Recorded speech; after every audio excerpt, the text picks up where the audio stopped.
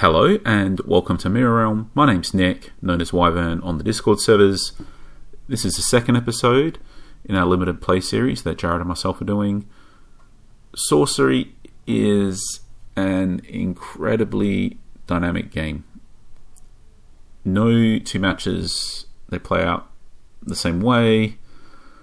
Many of the board states that you'll encounter are entirely unique, pretty much. A one-size-fits-all type of mindset or approach, it can only take you so far in this game. And if you want to be able to continue growth as a player to what is basically a infinite ceiling almost in this game, there's pretty much room to grow forever. And if you want to take that path to continual growth, you need more really than just a set of memorized answers and routines, and you need more. You can't just do the same thing all the time under all situations. This series that we're doing, we're really trying to do it through the lens of not giving you a checklist of right and wrong answers, but instead by trying to convey conceptual and foundational knowledge of the game as we understand it, and to better equip you to be able to better think critically, better adapt on the fly, and make better decisions more often, and ultimately enabling that continual growth as a player that is possible in this game. So this is the second of 5 episodes in the first part of our 4-part limited play series. We're intending to hopefully be able to release 2 episodes per week every week until we finish this series, and we're estimating it's going to end up being around 20 episodes in length. So if this is something that you're interested in on going through this journey with us, then please do subscribe to the channel and hit the bell icon so that you'll be notified when each episode is released. So with that being said, let's jump into it. And in this episode, we're discussing and evaluating the Fire Ordinary cards in the Arthurian Legend set. The first one should be pretty easy because we've already done it. I think we can just, same for all the families, right?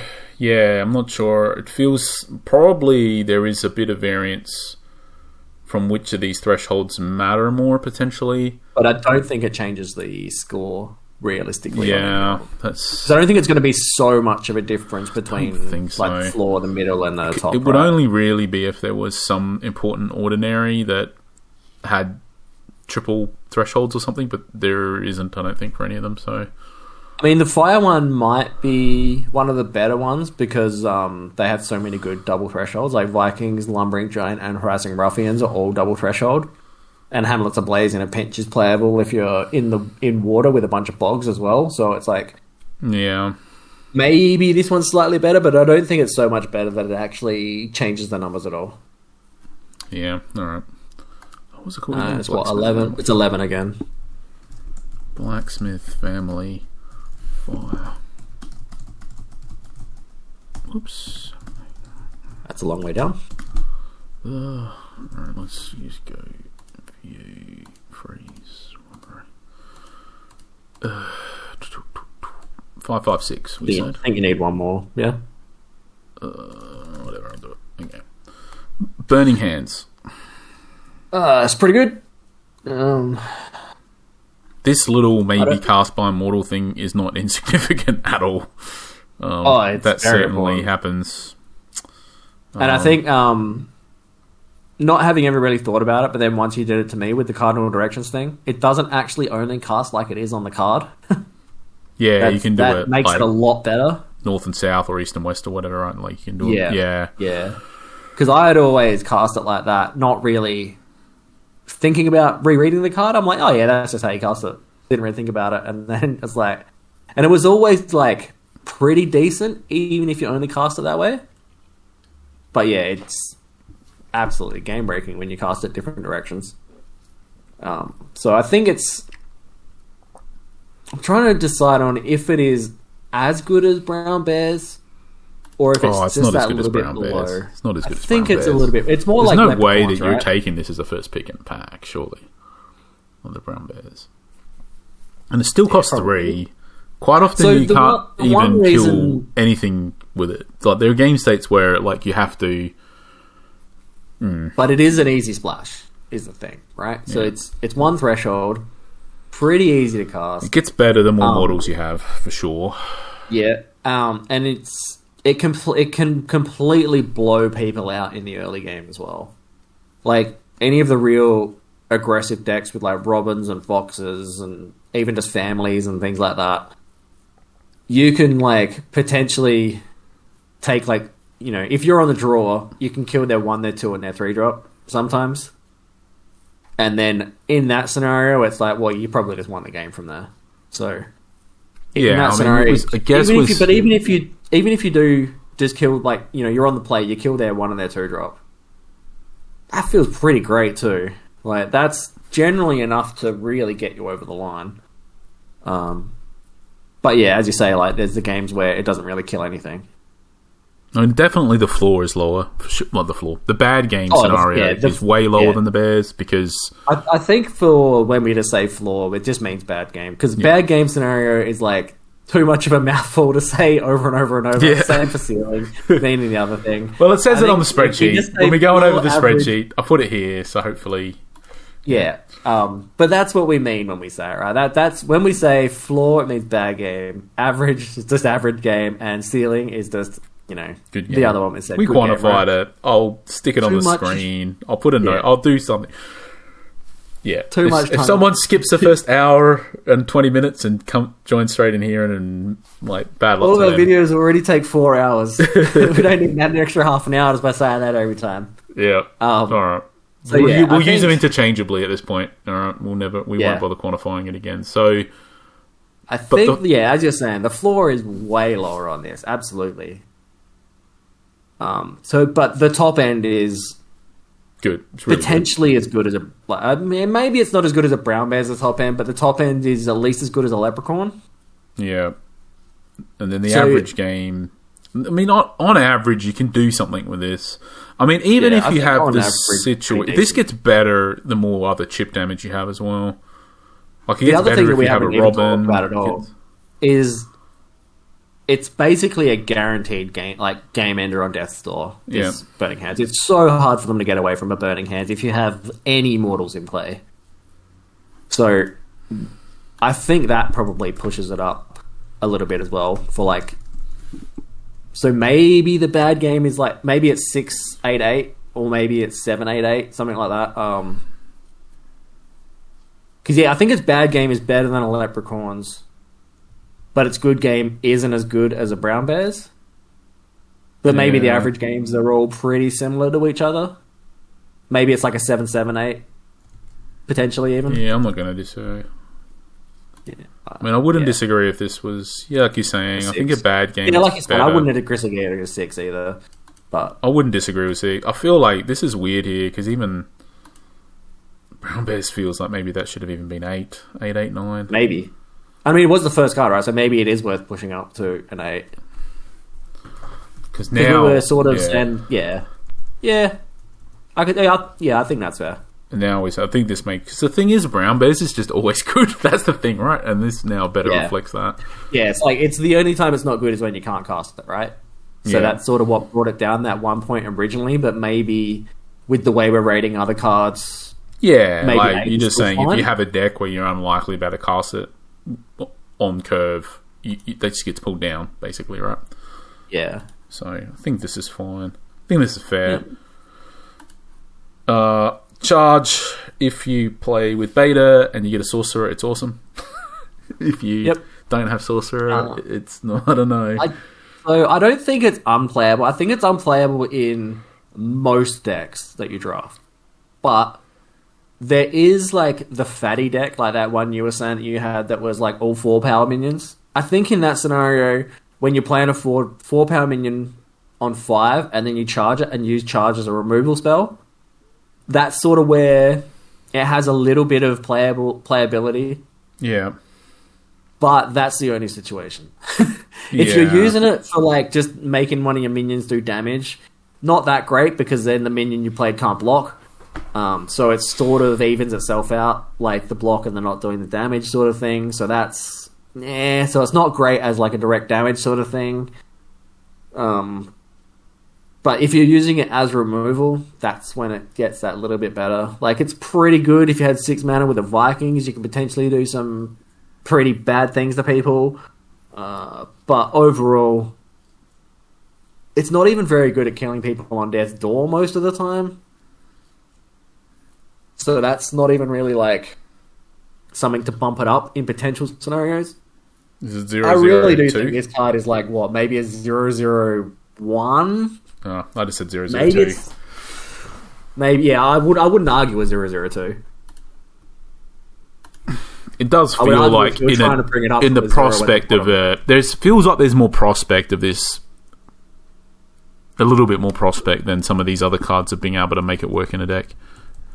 Because if you have some minions, like you're saying, like if you had, there are drafts where you could end up with 3 Vikings, and I mean, the thing is, the thing I really see it being played with is Lumbering Drone, right? Because it can't block anyway, so it's like you're not really losing any potential blocker by just making it attack straight away. So it basically, it's all upside for the charge. It's not like some upside while still having a little bit of downside sort of thing by losing a blocker. So that's where I see it being, like, it's actual peak. Yeah. Yep. Yeah, like I said. But yeah, overall, you never really want it in your deck. Yeah, I mean, I think the other thing as well, just if it is all Arthurian Legends, the other consideration here is that you're never so starved of playables that you would ever be forced to play this. Unlike if it was 3 packs of beta, this could easily, even without Sorcery, right, this could easily end up in your deck because you could be so starved of. You'd probably rather play Charge than like a one-off Grey Wolves or something, right? So, you move. You've gone a bit quiet. I'll move again. Just, is this better? It didn't really change at all. All right. Now you're okay. Okay. That might have just been my end. Just hopefully I was just making sure we didn't have the scenario like last time where like the last hour was crackly. Yeah. Okay. But now you're all right now. Yeah, I think all I was really going with that is just saying, if it's 3 packs of Arthurian Legends, you never. It kind of just feels like that last card is like, one of these non-thankless squires or a something, right, or a joust or a Saracen Scout or something, and you always end up with something a little bit better as your last playable than something that's like a 0 in most scenarios. Yeah, I agree. So I just don't think maybe in that deck, like we're saying, if you had 3 Lumbering Giants, 3 Vikings, I don't know if there's something else that taps and does something as a tap ability that's really significant in the set. Trying to think. Not that immediately springs to mind, but there could be. Probably some of these unique Sirs do some pretty crazy stuff if you get in that charge attack straight away with them. Potentially. But even then, it's just so hard to. The thing is, right, like even if you have the triple Vikings, triple Lumbering Giant deck, there's an argument that you just want to jam in a Blacksmith Family or a Saracen Scout or something just so that you have something on the board and Yep. So it's. I don't know. It's like, don't want to dwell on this too much because it's a card that doesn't really matter because you would never play it. So is it 0-0-2, 0-0-1? I don't know. I think it's fine where it is. It's basically unplayable unless you know exactly why it's in your deck, I think, is a fair way to put it.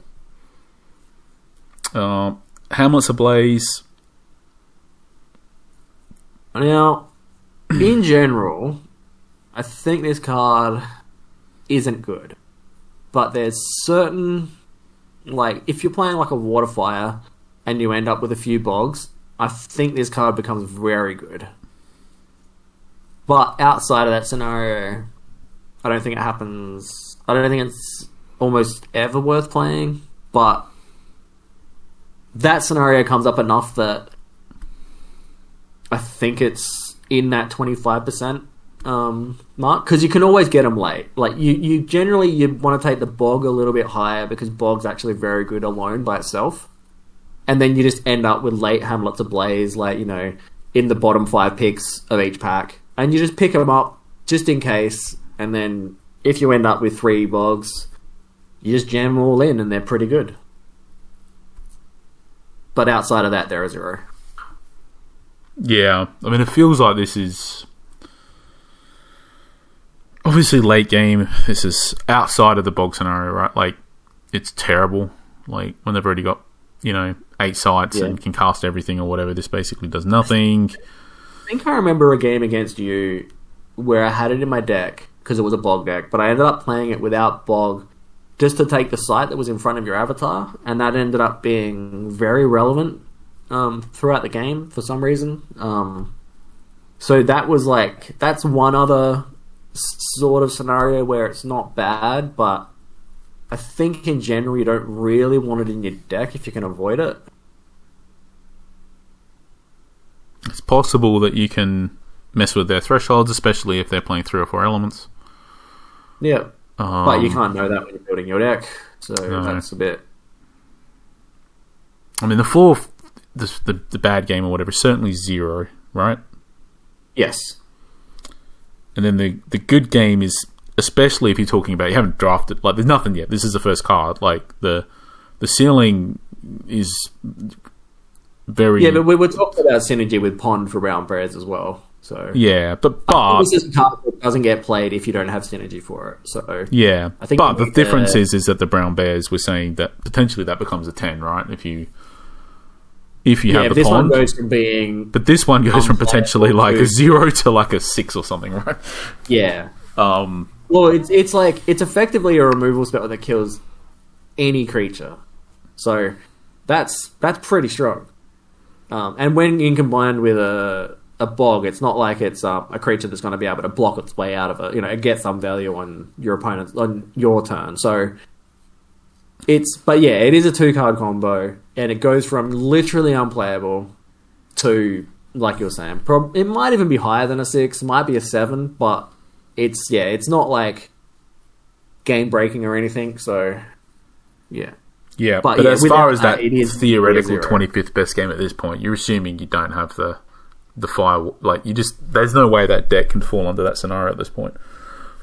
So at this point, you assume that game is not. I think it can quite easily because of the way Hamlets Ablaze is drafted, right? Like, it's not like it's a card that literally anybody takes. You're always going to end up with a couple just in your sideboard as, like, if you keep in mind, if you've taken a bog, you can always just think, there's nothing good in this pack, I'll just take this. It's like one of those bad cards that competing with other bad cards. This is just the bad card that I'll take. So it's not like, I think anytime you fire and water, it's a good chance you're going to have both of those cards. And in that scenario, it goes from being... But you don't know that you'll be... Yeah. But sure. But with this exercise, we're saying you don't know any of that yet, right? So you don't know you're going to have water at all. There's a chance. There's a prospect that you might, right? So you have to judge what the prospect is, but that would have to be. Yeah, exactly. This is a weird one, right? Where it's so it's either a 0/0/0 or it's a 0/0/7. Yeah, and there's no way that it can. Yeah, it's not. It can't be. You can't. I don't think it can. It's too hypothetical at this point. Maybe it's 7 asterisks. Yeah. Well, but it's a good... This is the point, right? Like, it's just... Well, I don't even know if it's necessarily... I mean, maybe it's just... Like, even in a regular deck, I wouldn't say that the best... There is a game still where you just... Like, you're saying the 25th best game out of 100. Yeah, but that's not in the 25, right? Like, when it's good, it's not in the 25. It's in, like, the top 10, top 5%. Well, it is for what you're specifically describing, but I think you could potentially go a bit deeper and it could still mess with their thresholds in the 25th best game, right? Potentially. I don't know if that's true or not. So potentially the good game is more than 0, is what I'm saying. But maybe not. But I mean, that game where you mess with their threshold, that's probably is like a 6 or a 7 potentially. But you can't really know either, because maybe you mess with their thresholds and it didn't matter at all as well. Well, yeah. So what we're saying is, like, literally what we're saying is, you play 100 games with it. When you draw it, what does the 25th best performance look like? That's what we're saying. So does that involve... And I guess the question is that game where you mess with their thresholds and it does something, is that in the top 25 or is that in the top 15? Is it in the top 10? Yeah, exactly. And we have to make a call on that. So yeah. And that's how we're rating the cards. Broadly speaking, I'd be more inclined to play this than charge most decks, if it came to it. I think if I ever had a lumbering giant, yeah, maybe it still plays. Yeah, it probably is. You still play plays over charge. Yeah. Probably don't want. I mean, it still generates a little bit of tempo. It's still 1-for-1 on cards. So yeah, maybe it's like 0-0. Is it 0-0-2? 3 or 4, maybe. You think 3 or 4 still okay? Let's do 0-0-3. Yeah, let's do 3. Yeah. Because it is still generating a bit of tempo. You do still get to replace your site into their front spot, which can generate quite a bit of value in some games. So, and it gives you the prospect of that deck you're talking about, right? Where you have like triple Hamlets Ablaze, quadruple Pond, or whatever. Bog, yeah. If you have like triple Blaze, triple Bog, I think that's like where it becomes like a 9 almost. But yes, Ruffians. Harassing Ruffians. I think this card's really good. Yep. So do I. Especially because with Lance Token. If you're attacking avatars, it's literally 3 power unblockable. Yep. Which is pretty damn good. And it lets you pick off every 2 power minion for free. So there's no double block shenanigans. Yep. Yeah, it gets so much better with Squires as well, because then it can take out 4 power stuff as well for free. It's got good power to cost ratio, like 3 for 3. There's not, that's sort of the sweet spot for casting cost of power at 3, and there's not heaps of it out of ordinary in this set as is, so it's already like not technically above curve, but sort of feels like it in the way the Brown Bears being 4 at 4 sort of still does feel like it's above curve, just because of the slight little bit less power in AL compared to beta, like casting cost of powers. So it's like it's good power to cost with an upside. The only drawback is that it's double fire, which can be an issue, but a lot of the times it's not. Like if you're in a 2-element deck, you're expecting to hit it, but as soon as you move to 3, this card does get a bit harder to cast for sure. Yeah, especially on curve.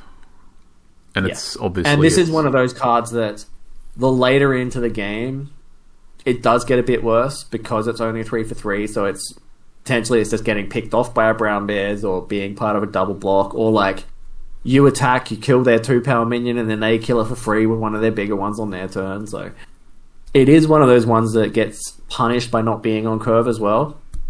Yeah. Yeah, so lower floor. But it's also not terrible in the late either. So it's not punished quite as much as some cards. Yeah. So, I mean, is a bad game, like, what are we saying here in this theoretical thing? Is it like a Well, I suppose 5? The bad game scenario for it is where you don't hit it on 3 and you hit it on like 5 or 6 or something. Yeah. After having like an awkward curve because you didn't hit your right threshold. So it's... And in that scenario, it's not terrible. So it's probably still... At worst, a 5. Maybe it's a 6, but probably a 5. But then, yeah, you get the games where... I mean, in order to be to be able to cast this on curve, though, it does require you being, like having 5 fire threshold pretty much in your deck. Something like that. Well, you're saying you need 2 fire in your first 3 sites. Yeah, I mean, even at 5 fire out of your 12 sites, you're certainly far from guaranteed to play in this on curve. You would have, so maybe if you want guarantees, you'd be more like 7. You probably just have to make do with 6. But obviously, there's also a chance that you mulligan a spell and mulligan into it, right, and have no fire thresholds in a sort of try like. So it's the floor is certainly quite a bit lower than Brown Bears, but yes, when you play it on curve, especially on the play, and especially with some other trick like anything just about. This could really. I mean, this is the type of card that potentially you just you ride that fast tempo start on all the way to the win easily. Yeah, that could be game. Yeah, for sure. So I feel like I think it's like you're saying. I think it's 5. I think the bad game is I think it's 5 or 6. Yeah, I'm not going to be unhappy with either. Either of those, whichever one you want to go for. I think the main thing here is that double thresholds. That's what's changing it versus this other stuff. Blacksmith and family. The fact that Brown Bears has double threshold, but Brown Bears also is a turn later, so the double threshold is a little bit easier to get. But it also is a beast, so the pond removes the threshold completely. So like that's sort of a bit more synergy to get it up. Whereas harassing ruffians is literally just just got to have it, right? There's no other way around it. But I think the good game could still be 9.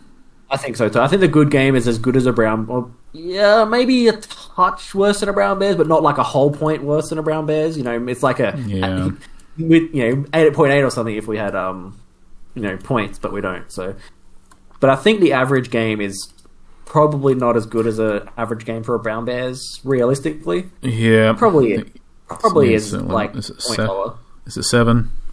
Yeah, I think so. I think that's fair. Very solid card, and you can see that in the. I think it's a very good card. Yep. It's just. It's got mortal synergy with Burning Hands as well, which is pretty nice. Especially like letting you pick off things and then only being able to be blocked by one. It makes it much more reasonable to the fact that you're not going to get it killed ever. Yep, I'm not unhappy with the ratings. I think there's more scope that they're more volatile in regards to the other how your deck ends up a little bit. Yeah, potentially than the Brown Bears.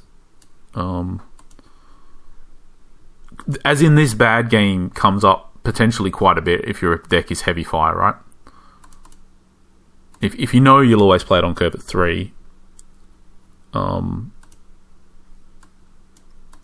Yeah, I mean, if you're heavy fire, your average game is probably going to be the one that happens more often than not. But these numbers could get sucked up by 1 pretty easily. Yeah. If Lance tokens make it quite a bit better. They're pretty easy to end up with quite a few of those in fire.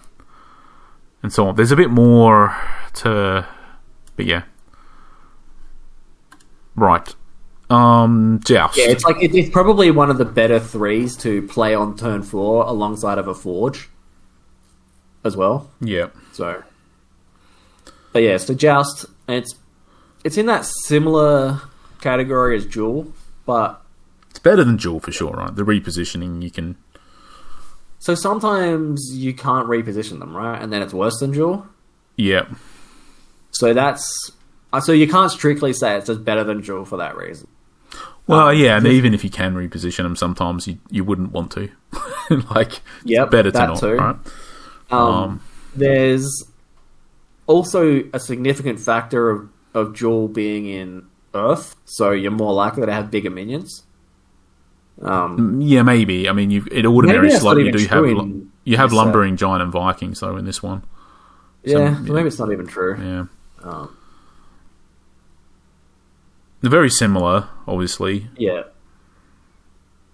But I think because you have the extra fat ordinary minions, you have a whole extra... What's that, sorry?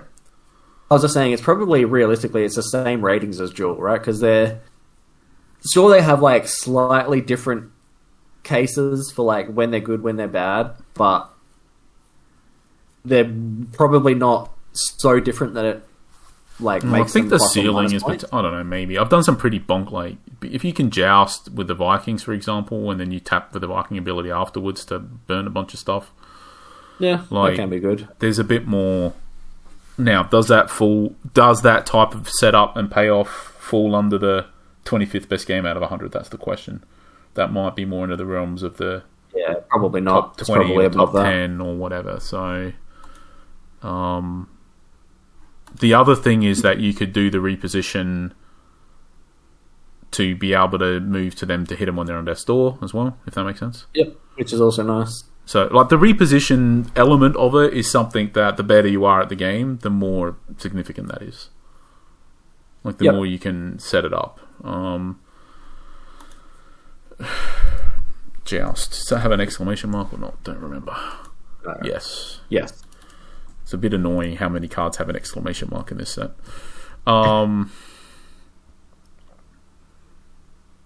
So, I don't know. Is it 348, 349? Oh, yeah. Jewel was 348. I don't know if it's so much better in those extra scenarios that it would push it up. Because it's not, most of those probably better scenarios aren't part of the 25%, right? They're part of like 10. So maybe it probably is the same numbers just for that reason. Fair enough. I also don't think that they're so much different that it's worth going down a rabbit hole for 20 minutes trying to decide one point or another. Lumbering Giant. I mean, he's no Brown Bears, but he does a good imitation.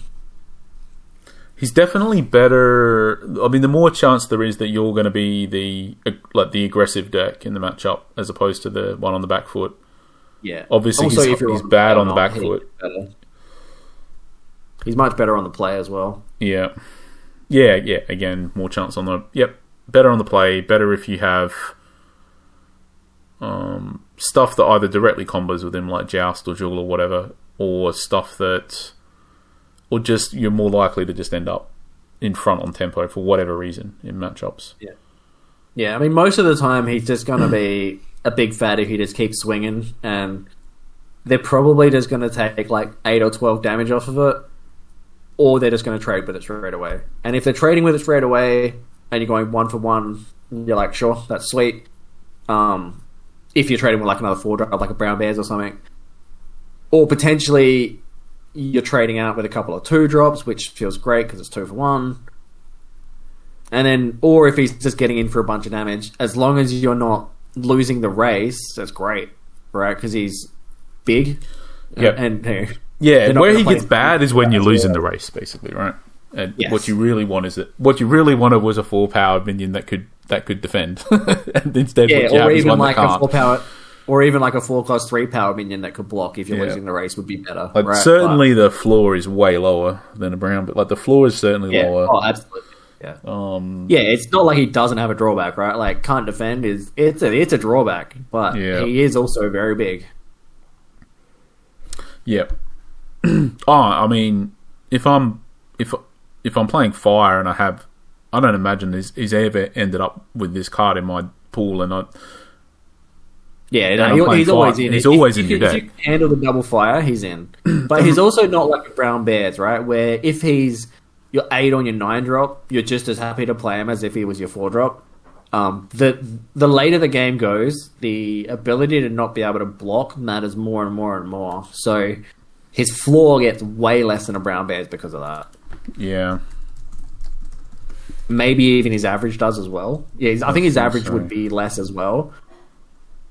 I mean, is it 8 good game, 7 average, and then the bad is just going to be quite a bit less? Is it a 5?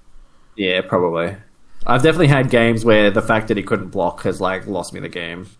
I mean, is it a 4 even potentially? Probably not. I don't think it's a 4 because that's like probably lower than the bad game, like the 25% sort of thing that we're talking. So I think 5, 7, 8 is probably fair. Reckless Squire is this the best? I don't know. I quite like the water one as well, but yeah, I think it probably is the best one, but not by like. It's definitely the fire and the water ones are the best too, right? And they're fairly close to each other, but they're like miles ahead of the other ones. Yeah, well, it is those two, right? Way ahead, and then the air one is playable, and then the earth one is like, well, you're not happy if it's in your deck. It's always that last card, and you're just choosing between that and a whole bunch of other bad options, basically. But you're But yeah, happy. I quite like this one because it kills. It's basically you can use it to kill any 2-power thing, or you can like get in chip damage with a burn spell and then play this to finish it off. Or what normally happens is you play it on your minion, you kill theirs for free, and then it just starts getting in chip damage as well. Yeah. Or potentially stays back to block to protect your bigger minion that went in to get the lance value. Well, which all matter. The other thing that matter, or the charge matters a lot, is because you can, if you got a minion on their side of the board, you can move the squire to them to give them the lance for them to attack, which is really significant. Yep, for sure. When it does its thing, like you're saying, it's pretty good. But it's not. Well, it's not amazing. It still requires a bit of setup. I don't know. It's pretty good. I think part of it is because he's got charge. He can, and his fire in particular. So the notion that you might be able to get in one or two other chip damage some other way is there, right? With the burning hands or something. So, I mean, it's a trick that sticks around and keeps on chipping. So that's not insignificant. But you suppose you could say that about all the squires outside of Earth. Yeah, I think his ability to single-handedly take down a 2-power minion, though. Yeah, because the fact that he acts as removal if you don't have other stuff does matter. Whereas all the other squires don't really do anything, right? Unless you have another minion, pretty much. Not entirely true, but they. This one is just a little bit easier to make work. I think the water one can really do some big things. I think the water one is more extreme in regards to the upside. Yeah, I'd say the top end's better for the water one, but the floor is higher for the squire. The reckless squire. So what's a bad game for this? Is it 4 or 5? Yeah, I mean, the bad game for this is when it's probably just trading, or is it just playing it and leaving just chipping and it not really doing anything, not getting a trick value. It's more just you just jam it and start pinging it for 1 and have a 1-power minion with a lance. That's probably its bad game, which is not anything special, but it's still not an easy thing to get off the board. So its bad game is probably not atrociously bad. It's probably 3 or 4, maybe. Yeah, it feels less than. Yeah. Just looking here, 3. I mean, its bad game would be worse than a cottage's. Yeah. And they're 4 is fair here. And then the good game, you can. I mean, the thing with the good game is it's mostly just a lance trick as a good game. Yeah. Yeah, which you're basically using a card to get rid of a card, but the card that you're getting rid of is sometimes quite problematic for you. Yeah. Is it a... I mean, it feels real good when you give a lance to something with 3 power and kill a brown bears. Yeah. Yeah, but you're still paying 3 mana to situationally kill a brown bears. You need the 3 power thing, and they need to not be able to block it, and... Yeah. There's quite a bit of setup. Still. But I'm just saying, that good game... Is it a 7? I think it's fair. Alright. And I suppose, is this a 5? Yeah. Its average game is it's just a trick. Yeah. Whereas its good game is it's a trick that's dealing with something amazing. Redbreast Robin. Yeah. So actually, one more thing to talk about the Reckless Squire is I think where it gets a lot of extra value, which the water one also gets this value, is where you are fighting with something else that has a lance. So you play it, you drop the lance, give it to the thing you want to actually use, and then you send this guy in to break their lance, so that then you can not lose your good minion. So the water that's probably the big upside, the top end. Situation for it. So, but yeah, that doesn't really change any of the values. It's just that's probably the worth mentioning. Robin is pretty. Even when I'm playing a 3-element deck, and the fire is the splash, right? the one that you're playing three. Because normally, if you play a 3-element deck, there's not always, by the way. And you don't want a 1-drop as your splash card. You normally exactly right, and normally the site composition. It's obviously, I say normally, as in more often than other compositions. It's going to be 6-5. Sorry, 5-4-3, right? Yeah, that's what. So interestingly, so even if I know that I wouldn't play this, right? You don't want to play it on turn 1 because then you're just hitting yourself free. So it's potentially better later as a splash anyway. I mean, it's obviously better if you can always play it early game. But I'm just saying, even if it's unknown, right? Because you've only got a few fire sites, 3 of them or whatever. So maybe you can, maybe you can't. But it's not terrible mid game. If you dropping it down a bit later, like you're saying, you don't typically want to play it as your 1-drop. Although maybe you do if you've got a 2-drop and a 3-drop and so on, and you're on the play and you just want to apply all the pressure. But I'm just saying, unlike the other 1-drops that we've talked about, this one is quite different, right? It's good all points of the game. And the thing about this one is it's the sort of card that can actually run a whole game. Like, if they can't get rid of it, it can cause some massive issues for them. And then it's bad case scenario, if it's not killing off stuff for free, is that it's just hitting for 2 because it's like attacking on the site on top of their avatar, and it's actually like a pretty decent clock. So yeah, I really like this card. I also do think that if Sly Fox wasn't in the set, my value of this card would come down quite a lot, but it would still be a very strong card. But Sly Fox is in the set, and it is ordinary, and anyone who drafts them and is playing Water will play them, always, because they're really good. And this is basically the best answer to them. I think it is the best answer, yeah. In the whole set, so... Yeah, it's okay. Let's try. Alright, so let's start with bad game. I mean, the bad game is when they have a Robin, but basically whoever has priority on the Robins is going to win that Robin. Oh, if yours is untapped, no, you can intercept them when they fly in. No, yeah, true. Yeah, so you just can't. Yeah. You just have a Mexican, well, not a Mexican standoff, but you have a standoff. A double Robin standoff. I don't know what you want to call that, but yeah. Whoever has the bigger coconut wins. Yeah. Is it 5? So,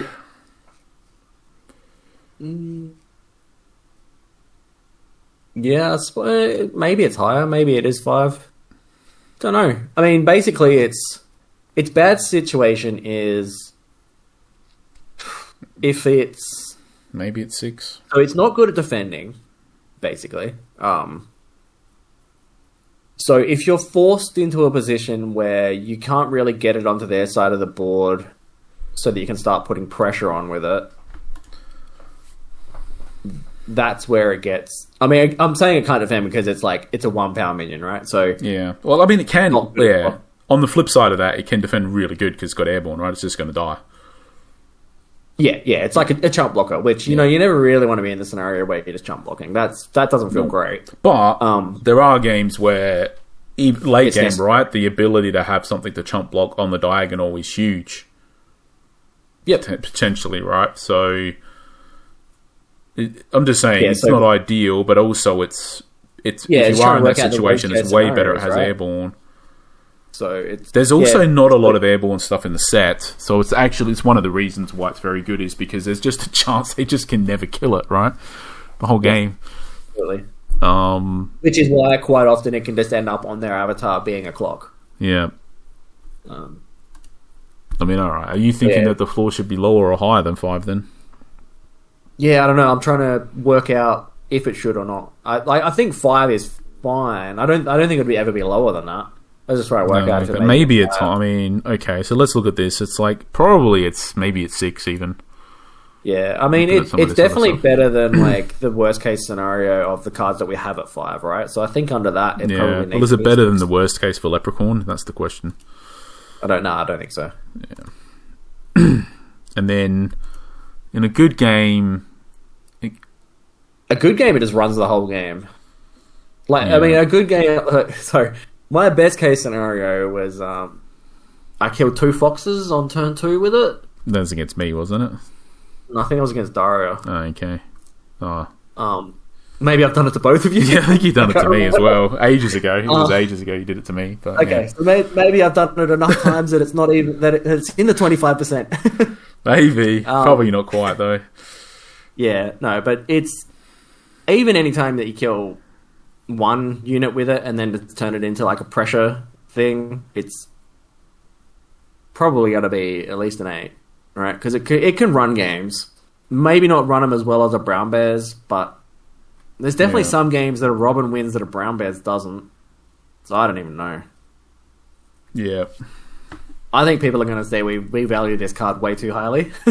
But I don't know. I really like this card. Yeah. Yeah, like I'm saying, it's like I'm willing to basically splash it when there's games when you may not even be able to play it until like turn 5 or whatever, right? Yeah, so, I don't think there's a point in the game where this is bad to play, is the thing. Like, it's worst time to play this card is turn 1, because you're hitting yourself. So... Is it 6, 7, 8? Yeah, I think that's fair. So that would put it, for perspective here, it puts it above, makes it the best fire card? No, it doesn't. We're saying Burning Hands is better. I would take a Robin above a Burning Hands, though. I would too. So we got something wonky here. I think we've overrated Burning Hands a bit. Maybe. I think the bad game is where it just doesn't do it. Like, I don't think you get a 7 out of it. Yeah, I think that's okay. Yeah. I think that should be 6. I think that's 1. I think Robin's average game should be higher. I think it's 6, 8, 8. Because its average game is probably... I think its average game is its good game. Like, that's how consistent the card is. Yeah. Yep. I'm all right. Yeah, and I'd agree with that. It's one of the reasons why I like the card. Like, I'm willing just to play it because of just how consistent it is, right? Like, it's always... Yeah, it's consistently good. It's like what I was saying earlier about the floor being higher. Like me valuing the floor being higher on most cards, whereas this one... I mean, it's not... Its average game is really high. I know it's outside of, because at the end of the day we had to have a rating system here, and to some degree the Burning Hands has it as well. But like you're saying, there is the game, right, where it just kills 2 foxes that otherwise you would have lost to them. Yes, and instead now you get an easy win, and it just and it's a 10 out of 10, right? But that game isn't for the Robin. That game isn't 1 in 100 games, right? It's like 3 or 4 in 100 or 5 in 100 type of thing. It's not. Yeah. It's not exceptionally rare. Just like it is with Burning Hands, right? Like Burning Hands can be a 10 out of 10. Like, and it happens, Yeah, like 5 games out of 100. Yeah, exactly. So not enough for us to have it in this like scenario, but still enough to just sort of mention it as like a little bit extra as someone who's actually watched the video instead of just looking at the graph. Yeah. I mean, at the end of the day, we'd have to basically put the 100 games across the top, worst to best, and then give a score out of 100 for each of the games. Like, it'll be a very complicated system if you want to encapsulate all of this. Yeah. So, yeah, fair. And even now, what we're doing, I think, is probably the most in-depth thing that anyone's ever done, pretty much. For these sorcery cards in Arthurian Legends, not for anything ever, but right. So the Scout. So it's sort of in that similar vein to the Families, but worse at it. Because it's fire thresholded and doesn't really have an upside. Like, most of the time, if you're playing it on 2, the ability just can't be used. Because you're either on the play and you can't play it on their head because they're there. Or if they have a 2-drop and it's up front, you then can't use its ability anyway. The later the game goes, the more relevant its ability gets, and probably gets better than the family abilities the later the game goes, in most scenarios. But that said, it's still not like the strongest ability. It's still not like super relevant, because it's just a 2-power minion, doesn't have charge, can't protect itself against something if it's anywhere near where you want to play it. So I generally treat this as a blank card that's just a 2-powered, 2-cost minion. But it has a threshold, so that's immediately worse than all of the other ones. And it doesn't have the extra ability of providing thresholds, which pretty relevant in this set. So, yep. But also, it's still completely playable. Yeah, exactly. You're more happy typically, right, than a charge or a Hamlet's Ablaze. Yeah, that's probably the only two, because the ordinaries in out of fire are very strong.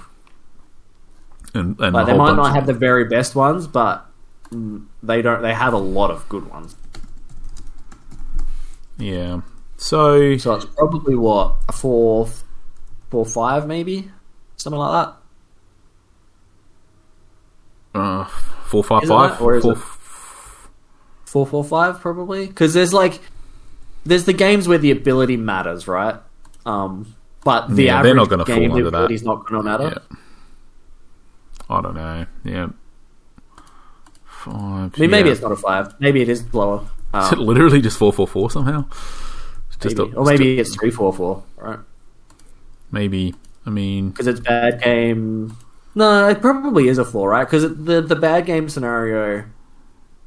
Well, there's 2 of them, right? There's you draw it late, and it's just a 2-power 2 minion that you've drawn late, but then its ability is actually relevant, so it probably brings up that bit of bad game. But the other bad game scenario is when you can't play it on 2 because you don't have your fire. Yep. So does that bring it down a point? I don't know. Maybe they even each other out to keep it at a 4. Yeah. I think 4/4 was okay. I think there's an argument around because it's going to be floating around that final playable spot, that you probably only end up putting it in your deck if there's a reasonable chance that you can play it on turn 2.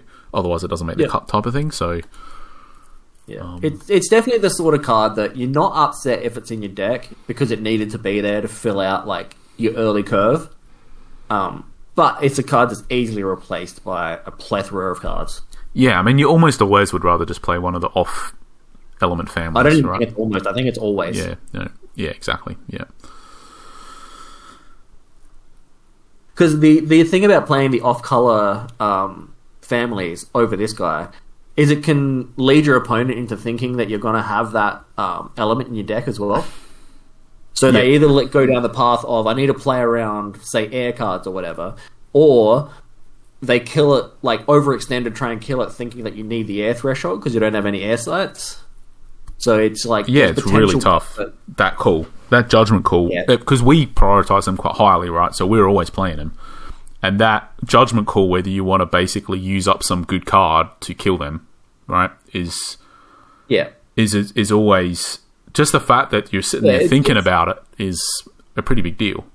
There's a realistic scenario where you play a scout on 2, and your opponent has the option to magic missiles on 2 and get in for 1 damage.